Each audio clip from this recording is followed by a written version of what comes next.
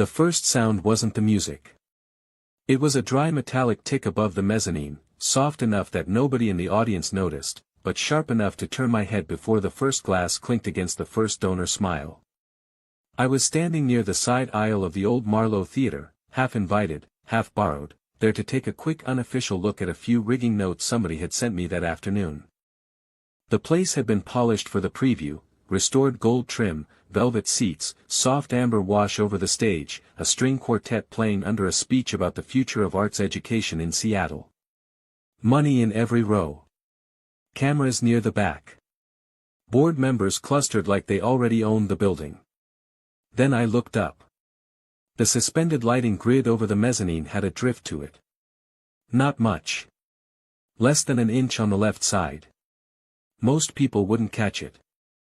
But load doesn't lie, and steel doesn't shrug.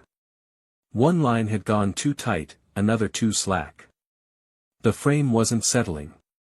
It was walking. I moved before I had the full thought. A house tech in black stepped past me with a headset on, already glancing toward the catwalk. I caught his arm just long enough to say, "Don't announce anything. Clear the left mezzanine first." Quietly. He blinked at me. "Who are you?" "The only person telling you what's about to happen before it happens." That got his attention. I took the service stairs 2 at a time and hit the rail at the fly floor already counting. 1, 2, 3 lines carrying too much. 1 arbor riding wrong. Somebody downstairs was still running cues like the room wasn't 30 seconds from turning into a headline. When I reached the locking rail, I saw it. Not a snapped part. Not ordinary wear. A bad load balance forced into place and left there, just hidden enough to wait for a live room and a full house. Below me, on stage, Celeste Warren had just stepped into the light. Even before I knew her name, I knew exactly who she was.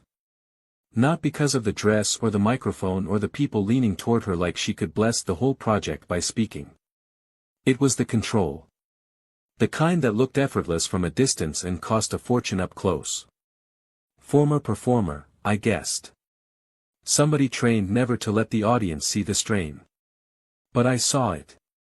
Her smile landed half a second late. One hand stayed loose at her side, the other held the note cards too still. She was keeping the night alive by force. I yanked the manual override, dropped the cue feed, and shouted to the nearest rail operator, "Hard lock on 3 and 7. Now." He hesitated just long enough to make me do it myself. The grid gave another tiny shift, enough to send a dust line shaking loose from the plaster near the ceiling. Below, a few people finally looked up. I didn't need panic. I needed motion.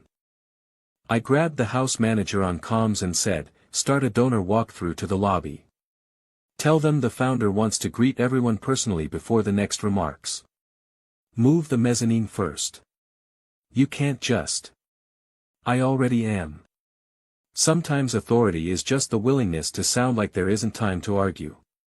The room changed shape in under a minute. Not chaos. Better than that. Confusion wrapped in good manners. People stood, smoothed jackets, lifted drinks, followed ushers toward the exits while pretending it had always been part of the program. I got a counterweight lock in place, then another. The left track was still pulling wrong.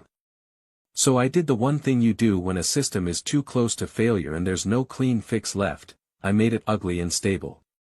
Manual restraint. Secondary tie-off. Enough brute honesty to hold a lie together until the room was empty. By the time the last cluster cleared the mezzanine, the frame settled with a groan I felt through my boots. No one down below screamed. No one got crushed under falling steel. The quartet had stopped. Cameras were swinging. The board had started to gather around the woman on stage. Celeste didn't move right away. She stood there under the dead lights, looking up at the grid, and for one bare second the mask slipped. Not fear exactly. Something colder. Like she understood, instantly, that this hadn't come from nowhere. Then the board members reached her. Reporters started forward. Somebody called for security. Somebody else called her name. I was already heading down the back stairs. By the time anyone important decided they wanted to thank me, question me, or put me in front of a camera, I was outside in the Seattle rain, stripping off borrowed gloves and checking the time on my phone. 4:52 a.m. would come fast. My son woke up at 6:15 for school, and I was the one who made breakfast. The next morning I was at a breakfast counter in Greenwood with black coffee, repair notes, and a plate of eggs going cold beside my elbow when the whole place went quiet in that particular way diners do when money walks in wearing restraint. I looked up and saw her. No stage light now. No microphone. Just Celeste Warren in a dark coat, hair pinned back, eyes ringed with a kind of fatigue no makeup really hides. Beside her stood a younger man with a tablet and the posture of someone who spent his life intercepting bad news. She stopped at my booth like she tracked me by instinct. "You left," she said. I folded the notepad once and set it down. The problem was still there. Applause wouldn't have fixed it. Her chief of staff looked offended for her. She didn't. She just studied me harder. "The production vendor says the entire theater must shut down for months," she said. "They want emergency control of the rebuild by noon. Last night bought me a few hours. I need to know whether they're telling the truth. You need to know whether they're cornering you." That landed. She slid into the seat across from me without asking. "Will you assess it independently?" I took a sip of coffee. Thought about my calendar. Thought about my son, Liam, and the lunch I still had to pack. "I'll assess it," I said. "One condition." She waited. "I leave every day at a fixed hour for my kid. Not late. Not almost. Any deal that pretends otherwise ends that same day." For the first time since she walked in, something in her expression eased. Not a smile. More like recognition. "Fine," she said. "Then we work around what matters." By 9 that morning I was standing under the stage house, looking up into a system that had been built to carry beauty and was now hiding something mean. Historic theaters have their own smell when they're awake early. Dust in old curtains. Hot cable jackets. Paint that never fully leaves the walls no matter how many restorations get funded. The Academy wasn't a dead construction shell like I'd expected. It was alive. Piano scales leaking out from a rehearsal room on the second floor. Somebody arguing about costume storage in a hallway. A percussion warm-up thudding somewhere deep in the building like a second heartbeat. Celeste met me just inside the stage door with a badge, a ring of keys, and the same controlled expression she'd worn at the diner. Only now I could see what the polish had been covering. She wasn't calm. She was functioning. "This is Nora Feld," she said, nodding toward a woman with cropped hair, 2 phones, and the flat stare of someone surviving on caffeine and duty. "Operations Director." Nora gave me a look that said she didn't enjoy strangers but did enjoy emergencies even less. "If you're here to tell us the place is doomed, try to do it before lunch." "Depends," I said.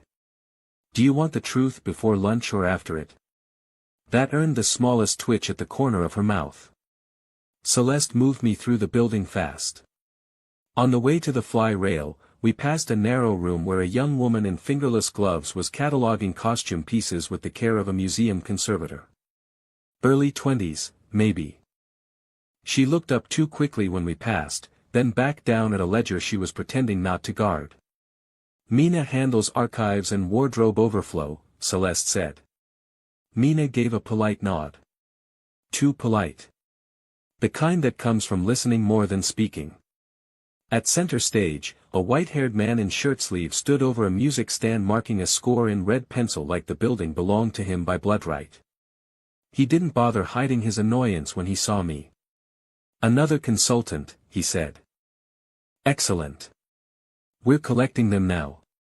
"Maestro Bell," Celeste said, like warning him and introducing him at the same time. He squinted at my tool case.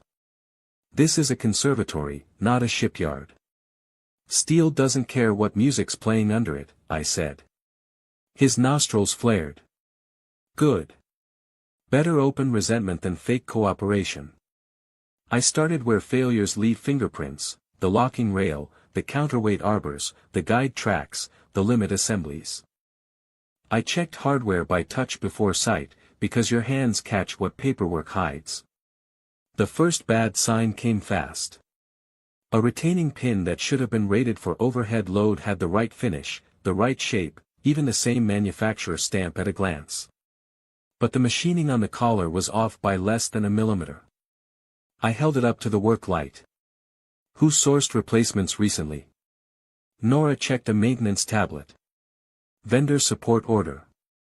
3 weeks ago. Then they didn't send what was specified. Celeste stepped closer. Can that happen by mistake? One part, maybe. Not a pattern. I kept going. 2 more downgraded pins. A stop block installed half a notch off true. Then I opened the maintenance log cabinet and felt my jaw tighten. The entries for the last 10 days had been cleaned up too neatly. Wrong kind of neat. Real crews write logs like tired people. Abbreviations. Smudges. Notes to themselves. These looked rewritten by somebody trying to imitate competence. I spread the pages on a prop table. These were altered. Nora came over fast. How can you tell? Because whoever did it doesn't know what people write when they're in a hurry. And because no technician who actually checked limit sensors would describe it like this. I climbed to the catwalk after that, traced cable runs, inspected anchor points, then opened the housing on the backup limit sequence. Somebody had disabled the sensors in order, not all at once. First a bypass, then a false pass, then a dead feed. It took planning. Access. Patience.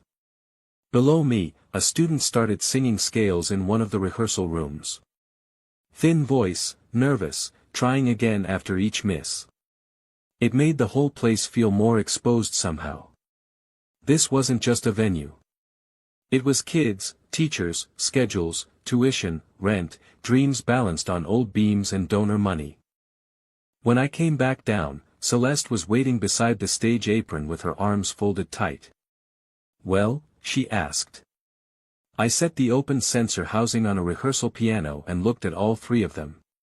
This wasn't deferred maintenance. It wasn't sloppy oversight. Somebody substituted downgraded parts, altered logs, and disabled backups in a sequence that required access. Last night wasn't an accident. It was sabotage dressed up to look like technical failure. Silence has weight in a theater. It settled over the stage and stayed there. Nora exhaled first, slow and angry. Maestro Bell stopped pretending not to listen. Even Mina, down the hall, had gone still. Celeste didn't flinch. That was the first thing about her I really respected. She just asked, "What do you need?" Everything. Full access, no filtered reports, no private side conversations where people decide what I'm allowed to know. And from now on, nobody touches this system without me or a union witness present. You have it, she said immediately. No speech.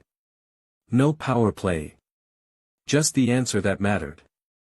I studied her a second longer. Most people with money mistake control for competence. She didn't. She knew when to hand over ground if it kept the structure standing. All right, I said. Then here's the truth you actually need. Whoever did this understood the system well enough to make it fail at the worst possible moment. That means they either work here, worked closely with the people who do, or had help from someone with keys. Her eyes sharpened, but her voice stayed even. And the vendor threatening a shutdown? I looked back up at the fly tower, at steel, rope, and Oldwood holding their breath. They're either taking advantage of the sabotage, I said, or they already knew it was coming. For the first time since I'd met her, Celeste looked less like a founder and more like a woman standing in the middle of an attack she hadn't fully seen yet. Then she squared her shoulders and said, "Show me where to start." By the third day, the theater had stopped feeling like a job and started feeling like a pressure chamber. Not because of the rigging. Steel is honest. Old buildings, too. They tell you what they can hold and what they can't. People are the ones who make a structure dangerous after it's already standing. I was in a borrowed office off the stage right corridor, working through purchase orders and maintenance records with Nora, when the first piece clicked into place. The vendor pushing the emergency shutdown wasn't just some aggressive contractor trying to squeeze a panicked client. Their parent company sat on advisory panels for the same cultural grants consortium that had funded half the Academy's expansion package. Different names on paper, different logos, same circle of money if you followed the signatures long enough. I turned the monitor toward Nora. "See this shell subcontractor? It billed for rigging inspections 2 months before the Academy officially requested them." She leaned in, tired eyes narrowing. "Maybe they were scouting the site." "Maybe," I said. "Or maybe they were laying groundwork so that when the system failed, they could step in as the only people already familiar with the building." Celeste came in halfway through that sentence, still carrying a folder from some donor meeting she clearly wanted to set on fire. "Tell me the worst version." I didn't soften it. This never started as repair leverage. If you're discredited, the Academy gets labeled unstable. The board freezes operations. Outside management comes in under the excuse of public trust. Youth programs get called financially unrealistic, and 6 months later this place is reintroduced as a premium event venue with a selective education wing for appearances. Nora swore under her breath. Celeste stayed still. She had a way of going even quieter when the truth got uglier, like she refused to spend extra motion on shock. "You're saying the sabotage was meant to trigger a governance change." "I'm saying the rigging failure was the first shove, not the main objective." For a second I thought she might argue, or defend somebody, or try to tell me there were too many moving parts for that kind of plan. Instead she asked, "Can you prove it?" "Not yet." She nodded once. "Then we keep moving." That should have been the moment I still walked away. I had enough to justify it. More than enough. By noon my phone had started lighting up with the kind of calls that always come polite first. A facilities manager I'd worked with for 8 years told me one of my routine inspections had been paused pending internal review. An hour later a certification office emailed asking for clarification on an anonymous complaint about unauthorized intervention during the donor event. By mid-afternoon, somebody had forwarded me a local industry thread where my name was already being used in a sentence with words like reckless, freelance, and grandstanding. I stood alone in the alley behind the theater reading it all while cold rain tapped the metal fire stairs overhead. Plenty of men tell themselves they're hard to scare because they've survived worse things. That's not courage. That's memory talking too loud. When you're a widower with a 10-year-old, risk stops being abstract. Every dollar has a name attached to it. Every reputation hit travels all the way to the kitchen table. I could hear Liam in my head asking if I'd still be home in time to help with his science packet. Inside, somebody opened the back door. Celeste stepped out, coat unbuttoned, phone still in one hand. She took one look at my face and said, "What happened?" I showed her the email first, then the complaint notice. She read both without speaking. The alley light caught the strain around her eyes, but when she looked up at me, there was nothing theatrical in her expression. Just anger held on a short leash. "I can end this now," she said. "Publicly. I'll tell them you were called in at my request. I'll say you acted to protect the audience and the Academy. I'll release you from any further work here if staying puts your license at risk." There it was. A clean exit. No shame attached. No one would have blamed me for taking it. But that same morning I'd crossed the rehearsal wing on my way to storage and passed the outreach class in Studio B. A dozen kids with cheap instrument cases and winter jackets piled on folding chairs. A teacher helping a boy keep time by tapping the edge of his stand. A girl with bright green berets practicing scales on a school violin with one frayed string. No cameras. No donors. No glossy brochure version of community arts. Just children working at something difficult because somebody had made a place for them to do it. And Celeste had been there before I noticed her, kneeling beside one of the students, fixing sheet music with transparent tape like it was the most important task in the building. Not for show. Not because anyone influential was watching. Because the class needed it. I looked at her now and said, if I walk because somebody rattled a few doors, then they learn the tactic works. That isn't noble, she said. It's expensive. I know. Her mouth tightened, almost like she wanted to say something personal and thought better of it. You have a son. And you have a building full of kids people are trying to carve up while calling it stewardship. That landed harder than I meant it to. Or maybe exactly as hard as it needed to. For a moment we just stood there with the rain smell, the metal stairs, the city noise muffled behind brick. Then she slipped the complaint notice back into my hand. I won't ask you again, she said quietly. If you need to leave, leave because it's your choice. Not because I held the door open. I folded the paper once, shoved it into my jacket pocket, and headed back inside. She fell into step beside me without another word.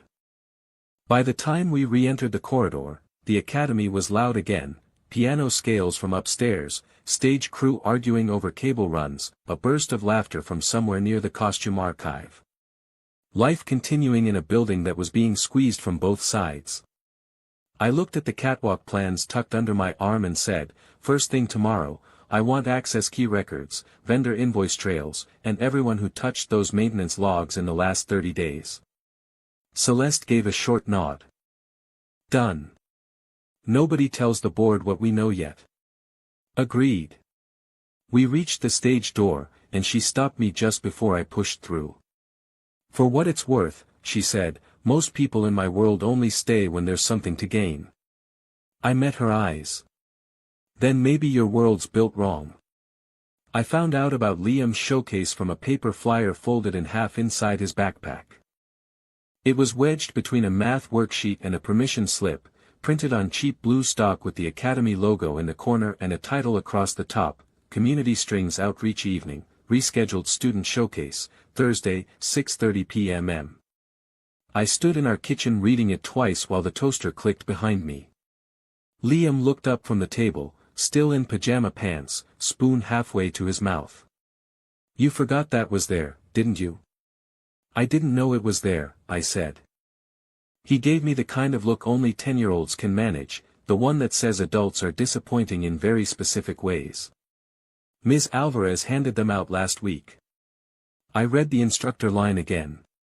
Outreach program hosted in partnership with Warren Academy for Performing Arts. For a second, the room went strangely quiet. Liam's mom had taught beginner piano workshops there before she got sick. Not full-time. A few afternoons a week, back when we still thought exhaustion was just exhaustion and not the beginning of the thing that took her from us. I hadn't stepped into that wing of the city in years unless work forced me there. I definitely hadn't planned on my son ending up tied to the same place by accident. You still doing it? I asked. Liam shrugged like it wasn't important, which meant it was. I'm only on one piece. One piece counts. He nodded, but his eyes searched my face for something I hoped I wasn't showing. At the theater an hour later, I was halfway through reviewing access logs when Celeste came into the office holding a duplicate of the same blue flyer. I was going to ask why Outreach had shifted venues again, she said. Then I saw the parent contact name. I kept my attention on the laptop. Seattle's a small city. That isn't what this is. No, it wasn't. She set the flyer beside my hand and didn't touch it again. Your wife taught here. Years ago. And Liam's performing. He's playing in the beginner strings group. That's the whole story. Celeste studied me the way she did when she thought the silence around something mattered more than the words. But she didn't push. That was becoming her best quality. Before either of us could say more, Nora came in fast enough to rattle the doorframe. "You need to see this now." She had her phone already open. A video was spreading online, clipped from donor footage the night of the rigging incident. But it wasn't the real sequence. The cuts were tight and dirty in a way meant to fool people who only watched once. Celeste on stage. A ceiling shot. A donor looking alarmed. Then another angle that made the evacuation seem delayed, careless, intentional. The captions were worse. Academy founder continues event despite visible hazard. Donors prioritized over public safety. By the time the clip looped, my stomach had gone hard. "How far?" I asked. "Parent groups picked it up an hour ago," Nora said. "Local blogs are reposting.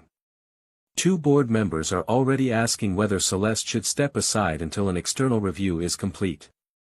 Celeste didn't say a word. She just reached for the edge of the desk and held it. I took the phone from Nora and scrubbed through the video frame by frame. "This angle from stage left shouldn't exist on the public archive." "It doesn't," Nora said. "That feed was internal rehearsal backup. So the leak had come from inside." For the next 2 hours the building felt like it was tightening around itself. Parents called. One teacher left crying after a family withdrew their daughter from the scholarship program. Maestro Bell started a shouting match in the lobby with a board liaison. Mina, the archivist everyone had quietly been eyeing because she touched records and storage keys, looked like she was waiting to be accused of murder. Celeste wanted facts, not noise. That helped. We built the timeline on a white rehearsal board normally used for music notation. Original footage capture. Internal storage. Edited export. Upload window. Distribution spike. Access points. Anyone with clearance, card entry, or server pass-through. Mina was clean within 20 minutes. Too clean, actually. She had the nervous habits people distrust, but her records were meticulous and boring in the best possible way. No unexplained entries. No gaps. No hidden transfers. The real break came from Nora's deputy, Gavin Mercer. Smooth voice, perfect jackets, always appearing with the right folder 3 minutes before someone important needed it. I'd barely noticed him because men like that train themselves to feel administrative. Harmless. Replaceable. But his access history was wrong. He'd entered the media office twice after midnight on the night of the donor preview, using a temporary facilities override that should have expired at 10. Then again the next morning, just long enough to pull archived footage. I turned the screen toward Celeste. "This is your leak." For the first time all day, something flashed across her face sharp enough to read immediately. Not surprise. Betrayal sharpened into fury. "Gavin?" Nora said. "He doesn't even handle production media." "Exactly," I said. "Which means someone gave him reason and coverage." Celeste closed her eyes once, brief and controlled, then opened them again. "We don't confront him yet." "No," I said. "We isolate his access, pull mirrored records, and find out who he's feeding." She nodded. That was the rhythm now. No speeches. No collapse. Just the next correct move. By evening the rehearsal room whiteboard was full, the coffee had gone cold twice, and the academy outside the office windows sounded thinner than it had that morning. Fewer students in the halls. More worried voices. The kind of institutional fear that spreads before the official email ever goes out. Celeste was standing beside the board when I handed her the clean timeline. "This gives you something real," I said. Public statement, parent briefing, board response. Facts. Sequence. No panic language. She took the pages but didn't look at them right away. "You do this like breathing." "No. I do it like if I stop, things fall." Her eyes lifted to mine then, tired and steady and far too clear. That isn't very different. For a second the room narrowed around that. Not romance. Not anything soft. Just recognition from someone equally worn down and equally unwilling to let go of the structure while people were still inside it. Then Nora knocked once and came in with another stack of calls, and the moment was over. Celeste squared the papers in her hands and said, "Let's take back the story before they write the rest of it for us." I glanced at the blue flyer still sitting on the edge of the desk, Liam's name printed in the student list near the bottom. This had stopped being a contract days ago. Now it was my son, my wife's old footprint in the city, and a building somebody was trying to hollow out from the inside. "Yeah," I said. "Now we make them hurry." The first real fight between us happened in the rehearsal hall with a stack of parent withdrawal emails open on Nora's laptop and rain ticking against the high windows like the city wanted in on it. Celeste stood at the end of the table, one hand braced on the wood, reading a draft statement from the grants consortium. They'd wrapped the knife in polished language. Temporary transition support. Stabilization oversight. Mission continuity during reputational review. The usual clean phrases people use when they want to take something without saying so plainly. Nora looked sick of all human speech. Maestro Bell had refused to come in at all after learning 2 more scholarship families were pulling their kids, until things settled.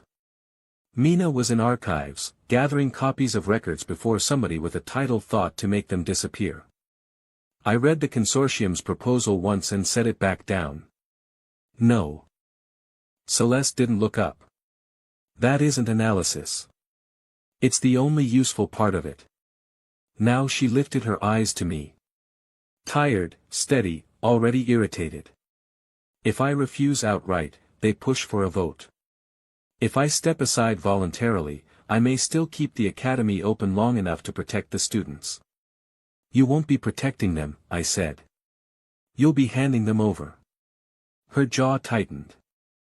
That's easy for you to say when this place isn't your payroll, your faculty, your liability, your donors, your insurance, your...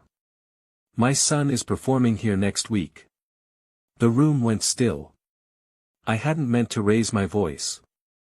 But there it was between us now, blunt and impossible to soften. Celeste drew a careful breath. And because of that, I'm trying to stop this from turning into a full closure. No, I said. You're trying to make the damage smaller by calling surrender responsibility. Nora glanced between us like she wanted to dive through a wall instead. Celeste straightened slowly. You think I don't know what they engineered? I do. I also know what happens when institutions lose funding in public. Everyone talks about principals right up until teachers miss paychecks and parents find other programs. And predators count on exactly that math, I said. They create enough panic that the person under attack starts offering pieces of themselves to save the structure. Something in her expression shifted then, not toward anger but toward hurt she had no time to indulge. You are not the one who has had to smile at the people gutting this place while thanking them for their concern. That doesn't mean you let them win clean. She looked at me for a long second, and when she spoke again her voice had gone cooler. More formal. Dangerous in a quieter way. You know systems, she said. You know failure points, loads, chain of custody. You do not know what it costs to keep an arts institution alive in a city that likes culture as long as it stays decorative. Maybe she was right. Maybe that was why her next sentence landed so hard. You get to leave at your fixed hour and still call it integrity. I stared at her. That was unfair, and she knew at the moment it was out. I could see it on her face. But unfair words usually come from a true place before they become a wrong one. I picked up my jacket from the back of the chair. And you get so used to negotiating with people who own rooms that you've started mistaking retreat for strategy. Nora closed her eyes like she was listening to a ceiling crack. I walked out before either of us said something worse. The break didn't last long, mostly because the building wouldn't allow it. Sabotage has a way of chewing through pride fast when it keeps moving in the dark. That evening, after I got Liam through homework and pasta and half a science review sheet on magnetism, I sat at my kitchen table with copies of the access logs Mina had quietly sent over and started building a cleaner chain of movement around Gavin Mercer. Entry times. Server polls. After-hours badge extensions. One pattern kept circling back to a name that bothered me more the longer I stared at it. Eleanor Vale. If you followed arts coverage in Seattle, you knew who she was. Patron saint of galas. Civic benefactor. Elegant widow with a talent for appearing beside every major cultural initiative right before the photographers arrived. Her name was all over the Academy's public rise, always one step behind Celeste's, like mentorship made visible. Her assistant's credentials showed up near the media suite twice in the same week as Gavin's. Not enough to convict anybody by itself. Enough to make my neck go tight. The next morning I was at the theater before 7, waiting outside archives when Mina opened the door with a cardboard tray of old keycard backup files and the expression of someone who had finally decided fear was less useful than truth. I found something, she said. Inside were visitor clearances for restricted catwalk access during donor prep week. Most were normal. One wasn't. A special escort authorization tied to Vale's office, signed through board privileges that should never have applied to rigging zones in the first place. I took the sheet and read it twice. At 9, Nora confirmed an external payment trail from the vendor to a consulting firm that had done program preservation strategy work for none other than Eleanor Vale's foundation. By 10, the whole architecture had changed. The vendor wasn't steering the attack. They were muscle. A polished instrument. The design came from higher up, closer in, wrapped in philanthropy and concern for standards. Not a contractor trying to seize leverage, but a board patron trying to reclaim the academy from the direction Celeste had pushed it, away from elite donor programming and toward scholarship students, neighborhood outreach, and families who arrived on city buses instead of in black cars. I found Celeste alone in the empty box office, reading the consortium statement again like repetition might make it less rotten. I put the authorization sheet and payment printouts on the counter between us. She read the first page without moving. By the second, the color had gone out of her face. Eleanor, she said at last, and there was no disbelief in it. Just something worse. The ache of a suspicion becoming evidence. She built the pressure campaign through the vendor, I said. Used Gavin for the leak. Used board access to move people where they didn't belong. All while keeping her hands clean enough to play rescuer when you finally broke. Celeste rested both palms on the counter, staring at the papers like they had changed the room's oxygen. She launched my first benefit series, she said quietly. Introduced me to half this city. When the academy was still an idea, she told me I had to choose whether it would become a monument or a doorway. I said nothing. A humorless smile touched her mouth and vanished. I chose doorway. And she never forgave you for meaning it. That made her look up. For a second the fight from yesterday was still there between us. The sharp words. The wrong pressure points. But behind it was something clearer now. We weren't arguing about whether there was a threat. We were standing in it together, finally looking at its real face. Celeste gathered the papers into a neat stack, though her fingers shook once before they stilled. All right, she said. No compromise. I held her gaze. Good. No, she said, and now there was iron back in her voice. Not good. Necessary. That was closer to the woman I'd first seen on stage under failing steel, cracking, maybe, but never actually broken. Outside the box office, I could hear students arriving for afternoon classes, instrument cases bumping doorframes, teachers calling names, life continuing without permission. Celeste tucked the evidence under her arm and stepped toward the hall. This ends publicly, she said. I nodded once. Then we'd better build something stronger than a private accusation. We came back together without apology. There wasn't time for one, and maybe that made it cleaner. By the next morning the academy was 3 days from its emergency youth performance night. Parent withdrawals had slowed but not stopped, and Eleanor Vale was already moving through private calls like a woman setting silverware before a funeral. Celeste found me in the rehearsal hall with 3 union supervisors, 2 independent inspectors, and a folding table covered in binders. She looked from the men to the paperwork to the portable load testing equipment being wheeled in and said, "What is all this?" "The only version of the truth they can't talk over," I said. I handed her the top invoice sheet first. Certified Forensic Rigging Review. Independent Load Analysis. Access Control Audit.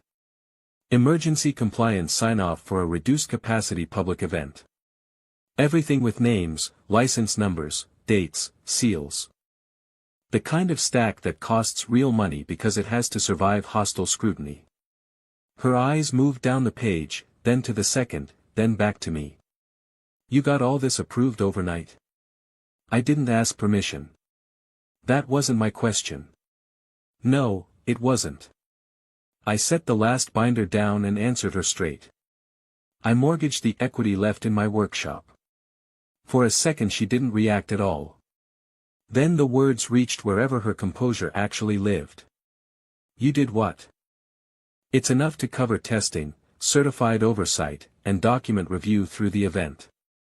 Enough to make sure if they try another safety ambush, they run into paperwork stronger than their influence." She stared at me like I'd stepped outside the known rules of her world, which maybe I had. "That workshop is your livelihood," she said quietly. "It's also where I repair school risers and inspect church rigging and spend too many Saturdays teaching Liam how not to lose socket wrenches. That money was for your son." It still is. The room had gone strangely still around us. Even the union guys, who had seen everything money and management could do to a building, suddenly found other things to look at. Celeste took one step closer. "You should have told me. So you could stop me." Her mouth tightened because we both knew the answer. The truth was simple. If we waited for perfect strategy, Vale would close every lane we still had. She had board cover, money, language, and the polished patience of people who never expect to be denied. What she didn't have was enough control over the physical event if I could lock it down first. So that became the plan. The Academy's youth performance night would go forward, but not in the main theater. Too exposed, too easy to sabotage with one complaint and a dramatic evacuation. We stripped it down and moved it to the rehearsal hall, lower capacity, simpler rig, direct exits, clean compliance path, nothing overhead that hadn't been independently cleared that same day. Parents would still come. Press would still come, because scandal draws cameras faster than art. And while the event held their attention, we'd be ready. Nora built the internal map with military precision. Mina preserved access records and mirrored archives off-site. The inspectors documented every disabled safeguard, every downgraded part, every altered entry. I walked the supervisors through the exact physical sequence of the sabotage twice until they could explain it in plain English without drifting into jargon. By late afternoon the rehearsal hall looked less like an art space and more like a fortified truth. Rows of folding chairs. Temporary risers. Taped cable runs. Emergency lights checked by hand. Compliance forms clipped in duplicate by the door. Through the open side corridor I could hear students rehearsing anyway, as if kids always know the adults are drowning and choose to keep time out of spite. Celeste spent the day moving between parent calls, staff briefings, and board messages she never let me see. But sometime around 6 she came back to the hall and found me tightening the last lock on the portable rail assembly. "You were right," she said. "I kept working." "About which part?" "About compromise." She folded her arms, watching my hands. I was calling it responsibility because surrender sounded too honest. I checked the locking collar, then looked at her. "And I was angry enough to forget what it costs you to hold the front of this thing every day. That almost counted as peace between us." Almost. Her eyes went to the binders again stacked at the end of the first row. No one has ever done something like this for me without attaching ownership to it afterward. I knew more about her from that sentence than from anything she told me directly. This isn't ownership, I said. No, she said, and there was something unguarded in her face now, something that made the whole room feel quieter. That's why it scares me. Neither of us moved. Outside, somewhere down the hallway, a child missed a note on violin and tried again. Someone laughed softly. A conductor counted from 4. The building kept breathing around us. I wanted, very briefly, to touch her. Not because the moment was dramatic. Because it wasn't. Because she looked tired enough to lean and proud enough never to do it first. Instead I said, then let it scare you later. Right now we need Vale to make one more move. Celeste gave a small, tired exhale that might have been a laugh if either of us had more energy left. You really think she will? She thinks performance night is your last chance to look competent in public. If she can shut it down in front of parents, press, and city officials, she doesn't just remove you. She defines you. And you're ready for that? I glanced at the clearance packets, the signed testing reports, the sealed copies of the access logs, the evidence trail waiting like a tripwire. Yeah, I said. Now I am. She stood beside me a second longer, shoulder almost brushing mine, neither of us pretending the space between us meant nothing anymore. Then Nora called from the doorway that the final certifications had come through. Celeste straightened first. Mask back on. Voice steady. Good, she said. Then tomorrow night we stop surviving this and end it. Performance night started an hour before the first note. That's how these things always work when people are planning to ruin you politely. The public sees chairs, programs, nervous children in black shoes. What they don't see is the machinery around the edges, phone calls, inspections, whispered objections, someone with a title trying to turn hesitation into authority. By 5:30 the rehearsal hall was full of folding chair reality. Parents with paper cups of coffee. Kids clutching instrument cases and pretending not to shake. City art staff lingering near the back like they hadn't come to witness a possible collapse. 2 local reporters. 3 board members. And, 10 minutes later than everyone else, Eleanor Vale in a cream coat that probably cost more than my first truck, gliding in with the expression of a woman prepared to endure something regrettable for the public good. Celeste saw her and didn't blink. That mattered. People take their emotional temperature from the person at the center. If Celeste had looked hunted, the room would have smelled blood. Instead she stood near the side aisle greeting families by name, crouching once to fix a crooked program in a little girl's hand, calm enough that the lie Vale had built was already starting to wobble. Liam was backstage with the beginner strings group, trying hard to act older than 10 and failing because he kept checking whether I was still in the doorway. I lifted a hand. He rolled his eyes in the universal language of sons who are secretly relieved. At 6:10 Nora came to me fast, phone in hand, face set. It's happening, she said. A fire code complaint had been filed with the city. Anonymous, but not really. Excess occupancy. Improper emergency conversion. Unsafe alternate performance configuration. The sort of language somebody uses when they've never hauled a cable in their life but know exactly which phrases make bureaucrats nervous. Inspector? I asked. On site in 3 minutes. I nodded once. Good.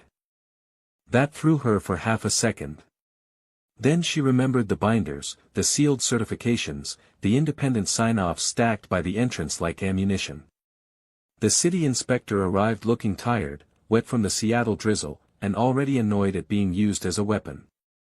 Before he could open his mouth, I had the compliance packet in his hands. Reduced capacity configuration, I said. Independent load review, emergency lighting verification, egress checks, union supervision, occupancy count, all signed today. He flipped pages, slower at first, then faster when he realized every lane he might need was already documented. Behind him, I could feel Vale's attention sharpen.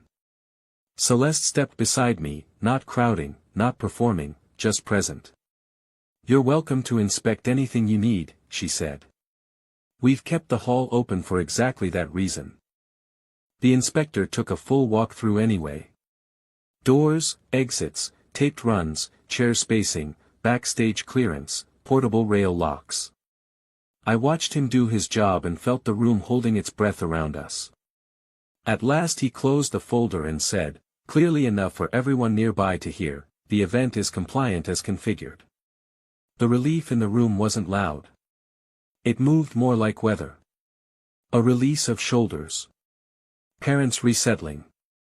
Someone near the back muttering, "Thank God." Vale didn't move. She had expected humiliation. Instead she got procedure, which is much harder to dramatize.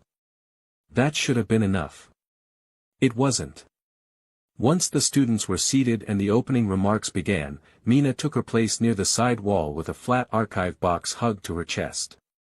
She looked terrified, which only made her brave. The same young woman half the building had underestimated was now about to change the room. Celeste stepped to the front, welcomed the families, thanked the teachers, and kept it brief. Smart. No one trusted speeches tonight. Then she said, "Before the performance begins, there is one matter this community deserves to understand directly." That shifted everything. Nora dimmed the side lights just enough to focus the room. I wheeled the demonstration frame forward, a stripped training assembly with matching pins, lock housing, and sensor sequence laid out in plain view. Nothing theatrical. Just clear. Vale stood then. "Celeste, this is not the time."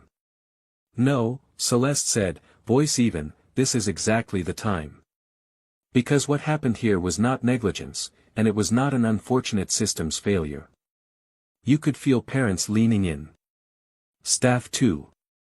Even the reporters stopped pretending to be casual. Mina stepped forward with the archive box and handed Nora a set of preserved access records. Not copies from the live system. Mirrored records, time-stamped before anyone could scrub them. Nora read the relevant entries aloud. Restricted rigging access. After-hours media retrieval. Temporary overrides. One name after another, until the chain led where I already knew it would, Gavin Mercer, then credentials tied to Eleanor Vale's assistant, then board privilege authorizations no donor patron should ever have possessed. Vale laughed softly, trying for disbelief. "This proves nothing except administrative confusion." "That would be more convincing," I said, "if the sabotage had been random." I held up the downgraded retaining pin and then the rated one beside it. Same finish. Same general profile. Deadly difference in capacity. Then I walked the room through it the way I would explain danger to a crew that needed to live through the day. No jargon. No flourish. Just sequence. These parts were replaced with weaker copies. The maintenance logs were altered after the fact.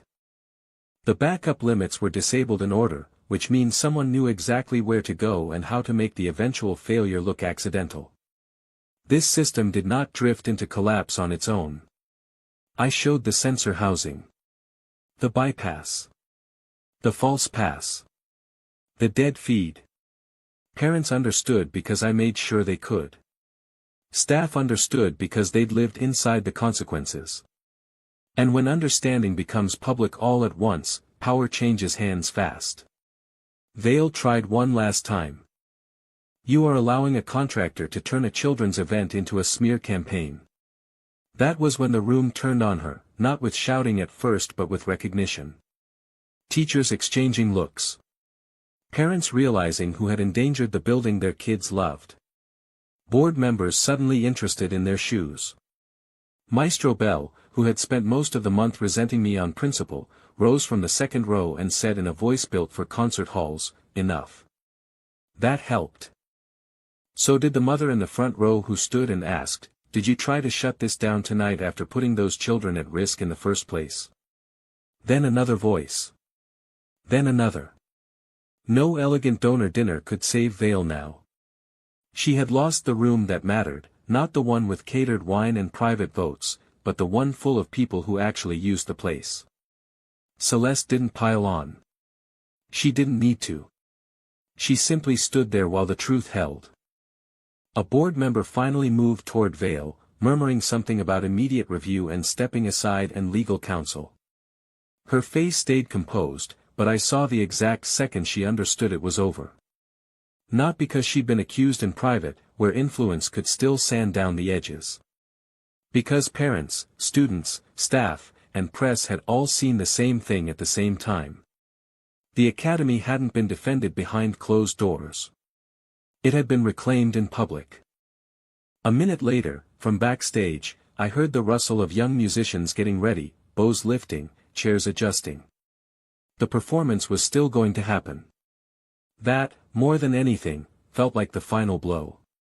The strangest part of winning is how little it looks like victory at first. The kids played. That was the first thing that mattered.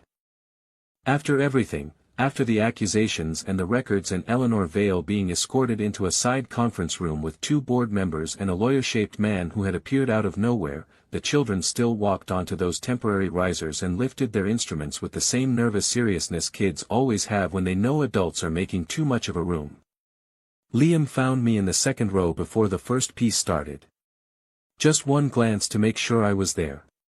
I was. When they began, the sound wasn't perfect. It was better than that. Careful, thin in places, brave all the way through. Parents sat straighter. Teachers stopped looking like they were waiting for the next emergency. Even the reporters lowered their phones for a minute and listened like human beings instead of scavengers. Celeste stood at the side wall during the performance, not in front, not claiming any of it. That told me more about her than any speech could have. She understood what the night had to become once the threat broke, not her rescue, not her image recovery. The academy itself. The kids. The reason the building existed before donors and boards and polished women like Eleanor Vale ever turned it into a chessboard. Afterward, everything came in waves. Statements. Emergency meetings. Calls from city offices suddenly very interested in transparency now that the safe version of courage had arrived. The vendor contract was frozen by sunrise. Vale resigned before noon, though not gracefully. Gavin Mercer disappeared into legal language and administrative leave. 2 other board members retired themselves from relevance the moment they realized parents and staff had stopped being decorative. I spent the next week doing what I always do when the loud part ends. Reports. Chain of custody summaries. Final safety certifications. Billing that made me wince because I now had a workshop mortgage hanging over my head like weather. The academy survived, but it didn't slide back into the old shape. That was Celeste. She moved faster after the crisis than she ever had during it. Board restructuring. Public disclosure rules. Independent maintenance oversight. Donor privileges cut down until they looked like what they should have been all along, support, not leverage. The biggest surprise was the Worker Parent Advisory Council she created almost immediately. Stage crew, instructors, office staff, and families in the same room, with actual voting authority on operational transparency. When Nora told me, I laughed once and said, "That's going to make rich people miserable." Nora, who had finally started sleeping like a person again, said, "Good." I expected, at some point, that Celeste would try to pull me into her world properly. Offer me a permanent title. A polished office. Some version of security wrapped in institutional language. She didn't. Instead, 2 weeks after performance night, she called while I was in my workshop helping Liam sand a warped music stand somebody had donated to his school. "I moved the after-school program," she said. I had the phone pinned to my shoulder, dust in my hair. "You what?" "The satellite music program. It's being relocated to Greenwood starting next month. Smaller space. Easier transit for families on the north side. Less donor theater. A beat. Closer to your neighborhood." I stopped sanding. That kind of decision takes budgets, leases, staff calendars, transport planning, board approval if the board still thinks it matters. It wasn't a gesture. It was architecture. Celeste. I'm not doing it for you, she said, and I could hear the almost smile in her voice. I'm doing it because a city shouldn't make ordinary families cross 3 bus lines to reach something funded in their name. But you thought of me when you did it. Yes, she said. There are answers a person gives that open more than they explain. That was one of them. Liam's showcase got postponed after the whole mess, then rescheduled again on a Tuesday evening that smelled like wet pavement and school traffic. It wasn't at the big theater. It was in a multipurpose room at an elementary school gym annex with folding chairs, humming fluorescent lights, and a hand-painted sign taped crookedly to the door. I got there straight from work with sawdust still on my cuffs. Celeste was already there. No town car. No chief of staff. No polished entrance with people rearranging themselves around her. Just Celeste Warren standing near the coffee urn in a dark sweater, holding a paper program and talking to a grandmother who clearly had no idea who she was and liked her anyway. For a second I just stood there and watched. This, more than the theater, more than the board fight, more than the night she chose not to surrender, told me what I needed to know. She hadn't asked me to disappear into her life. She had walked, deliberately, into mine. Into folding chair reality. Into bad parking and fluorescent lighting and children missing notes while parents filmed vertically from the back row. Liam spotted her before he went on. Is she famous? He whispered to me. Depends who you ask. He considered that. She came. Yeah, I said. She did. When the performance started, Celeste took the empty chair beside me like it had always been meant to be there. Not close enough to make a scene. Close enough that I could feel the quiet steadiness of her at my side. Neither of us said much. We watched my son play. When it was over and the applause faded into that happy schoolroom chaos of scraping chairs and excited kids and parents trying to find jackets, Liam ran toward us with his violin case bouncing against his leg. Celeste crouched to his height without hesitation and told him, with total seriousness, you held the tempo better than half the adults I know. He grinned so hard it hurt me a little. Later, outside under the parking lot lights, with traffic muttering past and the night finally ordinary again, Celeste stood beside me while Liam climbed into the back seat. We're not finished building anything, she said. No, I said. She looked at me then, really looked, without the stage voice.